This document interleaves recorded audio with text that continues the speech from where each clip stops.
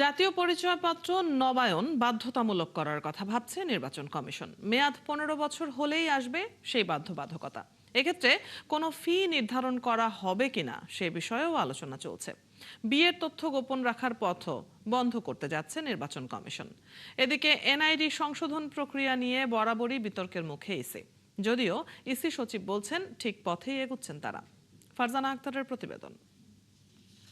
নাগরিক জীবনে গুরুত্বপূর্ণ নানা কাজে অপরিহার্য জাতীয় পরিচয়পত্র 2008 সালে প্রথম ছবিসহ আনুষ্ঠানিকভাবে এনআইডি দেয়া শুরু হয়। এরপর কেটে গেছে এক যুগেরও বেশি সময়। এই সময়ের মধ্যে নাগরিকের চেহারায় এসেছে পরিবর্তন, শিক্ষাগত যোগ্যতা সহ ব্যক্তিগত তথ্যেও এসেছে রদবদল। দুর্ঘটনা বা বয়সজনিত কারণে পরিবর্তন হয়েছে অনেকের আঙুলের ছাপও। ফলে পরিচয় যাচাই প্রক্রিয়ায় ভোগান্তিতে পড়তে হচ্ছে নাগরিকদের। এসব কারণেই এনআইডির তথ্য নির্দিষ্ট সময় পরপর হালনাগাদ করা প্রয়োজন বলে মনে করছে নির্বাচন কমিশন।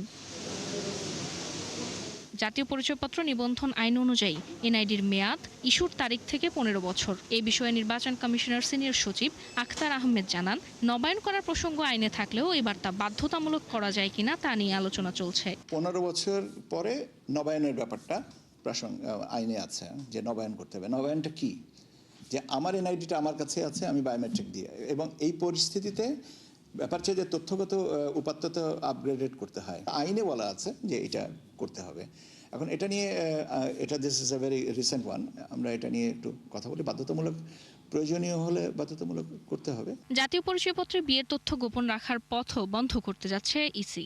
এ লক্ষ্যে কাবিননামা ও তালাকনামা অনলাইনে স্বয়ংক্রিয়ভাবে যাচাইয়ের ভেরিফিকেশনের বিশেষ উদ্যোগ নেবে কমিশন। ও যখন এনআইডি করা হচ্ছে তখন সে সিঙ্গেল ছিল, বিবাহিত ছিল না, এখন সে বিবাহিত, তাহলে তার তথ্যটা সংযোজনের ব্যাপার আছে।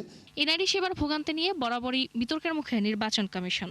তবে সচিব বলছেন ঠিক পথেই আছে ইসি। এমনও ক্ষেত্র দেখা যাচ্ছে যে জন্ম তারিখ সংশোধন করে এমনই পর্যায়ে নিয়ে গেছেন যেখানে দুই ভাইয়ের ভিতরে বয়সের সব পার্থক্য হচ্ছে 3 মাস 2 দিন।